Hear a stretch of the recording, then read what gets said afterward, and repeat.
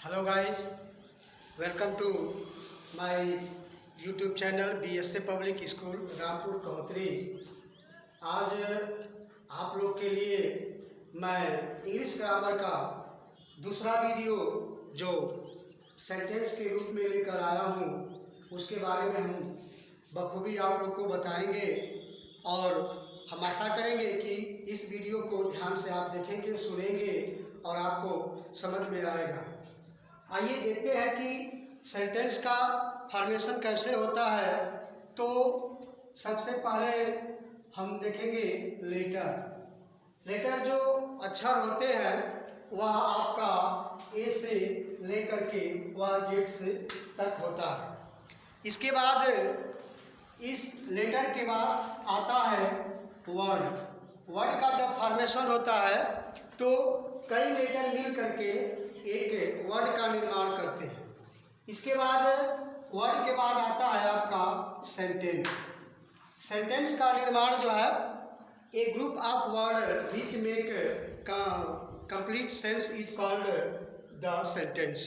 यानी शब्दों का वह सार्थक समूह जो एक अच्छे सेंस को प्रदर्शित करता है जिसे हम वाक्य या सेंटेंस कहते हैं। तो एक सेंटेंस का निर्माण कैसे होता है, कई शब्दों को मिला करके, और शब्दों का निर्माण कैसे होता है तो वह दो या दो से अधिक लेटर अक्षरों को मिला करके। तो आइए हम आपको सेंटेंस के बारे में बताते हैं कि सेंटेंस क्या है।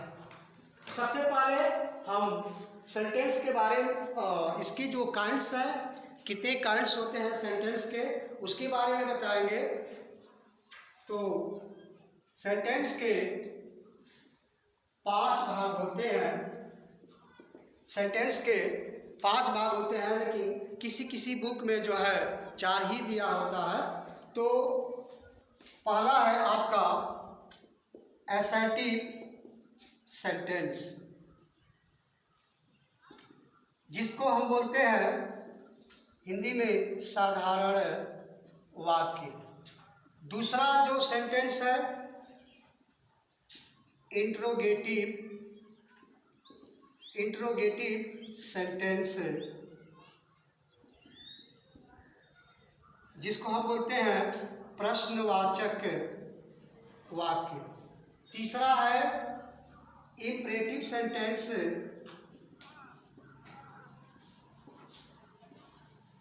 जिसका हिंदी है आदेशात्मक वाक्य। और चौथा है ऑप्टेटिव सेंटेंस, और जो इसको हम बोलते हैं इच्छात्मक वाक्य। और जो लास्ट है वह आपका एक्सक्लामेटरी सेंटेंस, जिसको हम बोलते हैं विस्मयाबोधक वाक्य। ये there are 5 kinds of sentence.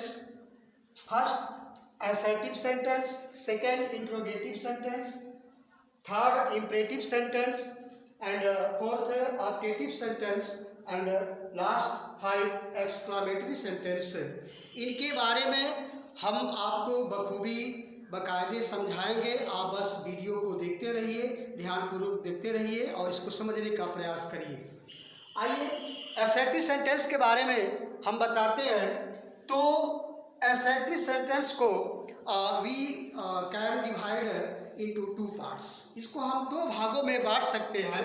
एक पहला है आपका अफर्मेटिव सेंटेंस, और दूसरा है निगेटिव सेंटेंस। ये अफर्मेटिव और निगेटिव, ये दोनों पार्ट असर्टिव सेंटेंस के हैं। अफर्मेटिव सेंटेंस में क्या होता है कि इसमें क्रिया का होना पाया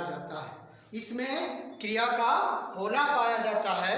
फॉर एग्जाम्पल में हम देखते हैं, एग्जाम्पल में जैसे Ram reads book.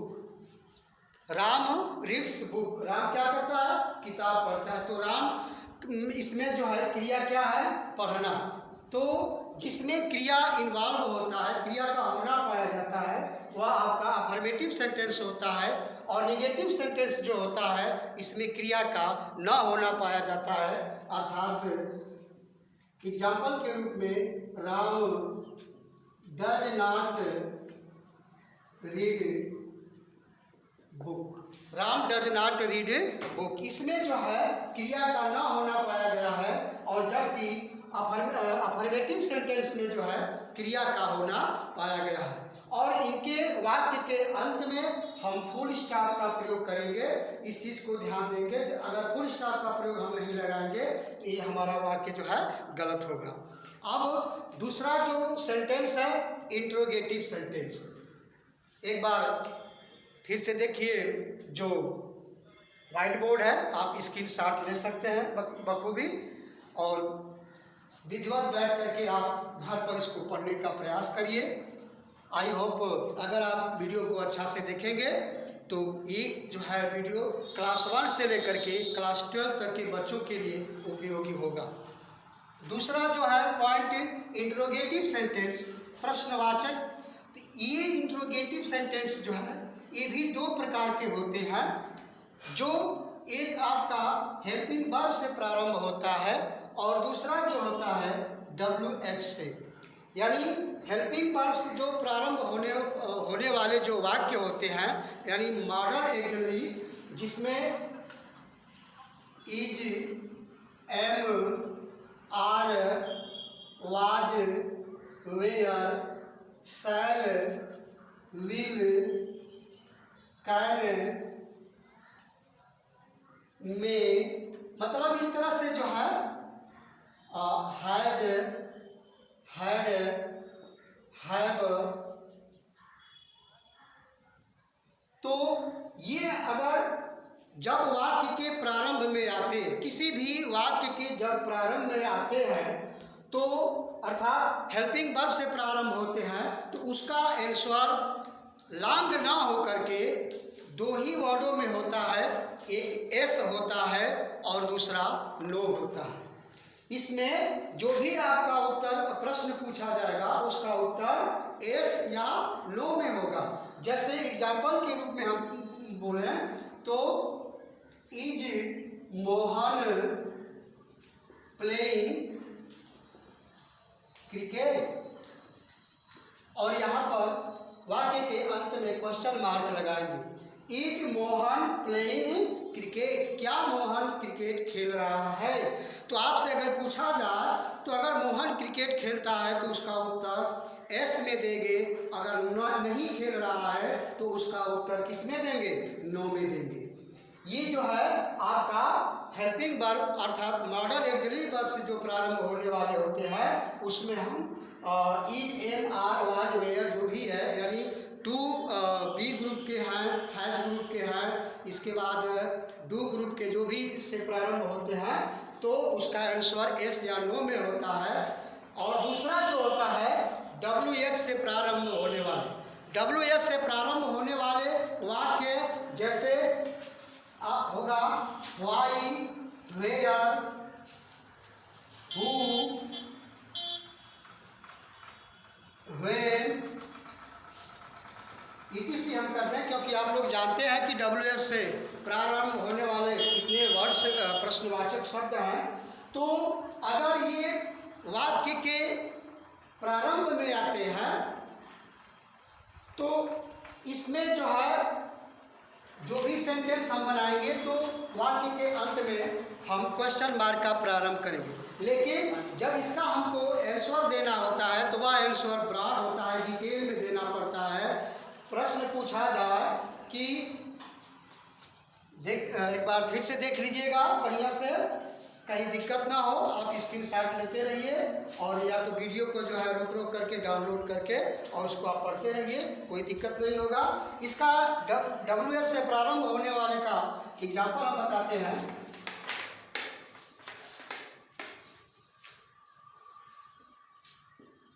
Why do you not play, और यहाँ पर क्या लगाएंगे, क्वेश्चन मार्क। यानी दूसरा जो इंट्रोगेटिव सेंटेंस का वाक्य जो शुरू होगा वह WH से प्रारंभ होगा।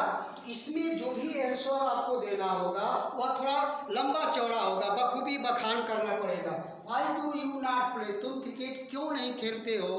तो आप रीजन बताएंगे कि मैं बीमार हूँ या मुझे खेलने नहीं आता है। यहाँ पर जो भी उत्तर है आपका क्या होगा? लॉन्ग होगा।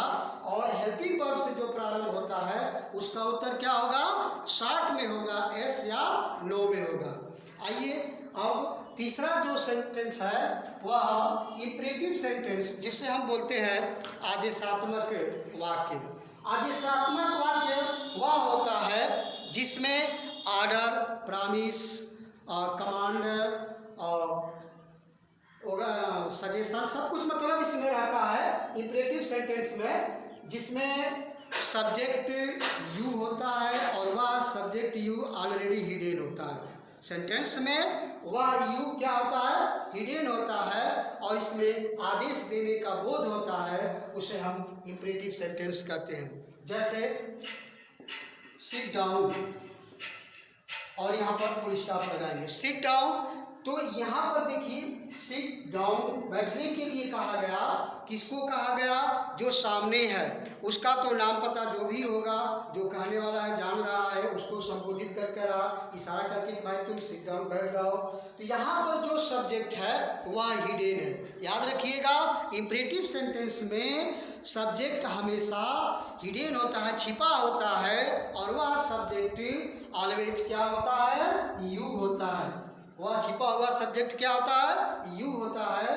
और इसमें जो भी होता है रिक्वेस्ट की बात होती है या कमांड की बात होती है या ऑर्डर की बात होती है, ये सारे जो है हम इंपरेटिव सेंटेंस में पाते हैं। चौथा जो है optative sentence. Optative sentence means होता है इच्छात्मक वाक्य। इच्छात्मक वाक्य का मतलब होता ये है कि प्रत्येक व्यक्ति के अंदर एक भावना होती है उसके हृदय में कि वह कुछ पढ़ लिख करके, या उसका परिवार हो, उसका बेटा हो, चाहे वो खुद का हो, वह एक महान बने। काश इस तरह से होता है, वह ईश्वर से जो है प्रार्थना करता है। तो इसमें सारी बातें जो है ऑप्टेटिव सेंटेंस में मिलता है। जैसे कभी आप अपनी रिश्तेदारी में जाएंगे, आप अपने नानी का पैर छुएंगे तो नानी कहेंगे कि मेरा भी उम्र आपको लग जाए। तो वहाँ पर जो है आपकी नानी ने अपना उम्र आपको दिया, अर्थात उनकी इच्छा ये है कि आपकी उम्र क्या हो? बढ़ जाए। फिर कोई भी आशीर्वाद के रूप में देता है कि मे यू लिव लॉन्ग। वहाँ पर ईश्वर से प्रार्थना होती है कि तुम क्या हो? हजारों वर्ष जियो। आपकी जो उम्र होगी रियल उतना ही तक जिएंगे। लेकिन आदमी करता क्या है कि अपनी इच्छा के अनुसार ईश्वर से मनोकामना करता है कि आप जो है क्या हो? हजारों वर्ष जिए। किसी को याद करते हैं, इस तरह से जो है वो ऑप्टेटिव सेंटेंस में मिलता है। जैसे में मे यू लिव लॉन्ग, यहाँ पर यहाँ देखिए आप तो जो है हजारों वर्ष या 100 वर्ष नहीं जी सकते। आपकी जो उम्र है रियल जहाँ तक है वहीं तक आप जाएंगे। लेकिन आदमी अपने अंदर की बात को जो है विश करता है, आपको याद करता है कि आप जो है कितना तक जिए। लास्ट जो सेंटेंस है वह एक्सक्लामेटरी सेंटेंस, जिसको हम बोलते हैं विस्मयाबोधक। इसमें जो है एक्सक्लामेटरी सेंटेंस में जो भी वाक्य किसी व्यक्ति के द्वारा निकलता है वह हृदय से निकलता है। व्यक्ति जो है अपनी भावनाओं को दो तरह से प्रकट करता है। अगर उसे झूठ बोलना होगा तो यहाँ से मतलब हृदय से जो है ऊपर से ही बोलेगा, और इतना सफ़ेद झूठ होगा मानो ऐसा आप प्रतीत करेंगे कि सही बोल रहा है। लेकिन यहाँ पर जो है वह व्यक्ति करता क्या है? जो भी बातें उसकी निकलेगी वह हृदय से निकलेगा। ऐसा लगेगा कि उसने, अगर उसको खुशी हुई है तो ऐसा लगेगा कि उसने अपनी ज़िंदगी का सारा मूल्यवान वस्तु को प्राप्त कर लिया है। अगर दुख की बात होती है तो यहाँ से उसको जो है आह भरी निकलती है, जिसमें ये होता है कि उसको जो है कुछ क्षति हुआ है। एग्जाम्पल के तौर पर हम देखते हैं, मान लीजिए I am rowing, ruin means होता है बर्बाद होना। जब कोई व्यक्ति बर्बाद होता है, यहाँ पर विस्मयबोधक चिन्ह का हम प्रयोग करेंगे, ऐसे करेंगे, एलास, यहाँ पर हम विस्मयबोधक का चिन्ह का प्रयोग करेंगे, एलास आई एम रुइन। ये जो एलास है, ये जो है दुख को जो है डिनोट करता है। ओह, मैं क्या हो गया, बर्बाद हो गया। इस तरह से दूसरा एग्जाम्पल, हुर्रा, फिर विस्मयबोधक चिन्ह लगाएंगे, ठीक, I won the match, I won the match और फुल स्टॉप। यहाँ पर देखिए, जब आदमी किसी चीज को प्राप्त कर लेता है और उसका वह प्रिय होता है, तो उसके खुशी का ठिकाना नहीं रहता है। पता नहीं अब उसका जो पैर है वह जमीन पर नहीं रहता है, एकदम उड़ने का प्रयास करता है, इतनी खुश हो जाता है कि गदगद हो जाता है और कहता है वाह, हमने क्या किया, मैच जीत लिया। फिर इस तरह से जो है ये सारे एग्जाम्पल है जिसमें हम आपको दिखाने का प्रयास किए हैं। एक और एग्जाम्पल आपको दे देते हैं एक्सक्लेमेटरी सेंटेंस का। ओह, देखिए जब ये क्या होता है, ओ का आवाज कब निकलता है आप लोग जानते होंगे। Oh, I am hurt. Hurt means होता है चोटिल होना। जैसे ही चोट लगती है उसके अंदर से एक आह निकलती है। वह आह कहाँ से होता है, हृदय से निकलता है। ओह आई एम हर्ट, क्या हो गया, मैं चोटिल हो गया, ठीक है ना। तो ये जो है सेंटेंस के 5 प्रकार हैं। एक बार फिर से 1 मिनट में रिवाइज कर दूं कि एसर्टिव सेंटेंस 2 प्रकार के होते हैं, affirmative sentence, negative sentence. Affirmative sentence में क्रिया का होना पाया जाता है, जबकि निगेटिव सेंटेंस में क्रिया का न होना पाया जाता है। और दूसरा है इंट्रोगेटिव सेंटेंस, प्रश्नवाचक वाक्य। ये भी 2 प्रकार के होते हैं, एक हेल्पिंग वर्ब से, अर्थात जो मॉडल ऑक्सिलरी वर्ब है उनसे प्रारंभ होता है जिसका आंसर एस या नो में होता है, और एक WH से प्रारंभ होता है जिसका आंसर लॉन्ग में होता है, ब्रॉड में होता है। तीसरा जो सेंटेंस है इंपरेटिव सेंटेंस, जिसमें रिक्वेस्ट, कमांड, ऑर्डर, प्रॉमिस आदि जो है होता है, और इसमें सब्जेक्ट यू होता है और वह सब्जेक्ट हमेशा छिपा होता है। चौथा जो सेंटेंस है ऑब्जेक्टिव सेंटेंस, जिसमें व्यक्ति की इच्छा होती है कि उसका बेटा पढ़ लिख कर महान बने या अधिक वर्ष तक जिए या मैं धनवान बन जाऊं, तमाम तरह की बातें उसके अंदर होती है। और लास्ट जो सेंटेंस है वह एक्सक्लेमेटरी सेंटेंस, इसमें व्यक्ति जो है अपनी बातों को, अपनी भावनाओं को एक दूसरे के सामने जो भी प्रकट करता है वह हृदय से निकल करके आता है। आई होप यह वीडियो आपको अच्छी लगी होगी, और हम चाहेंगे कि इस वीडियो को ध्यान से देखें और सब्सक्राइब करें, बेल आइकन को दबाएं, ताकि जो भी हम वीडियो अपलोड करें वह नोटिफिकेशन आप तक सबसे पहले पहुंचे। धन्यवाद।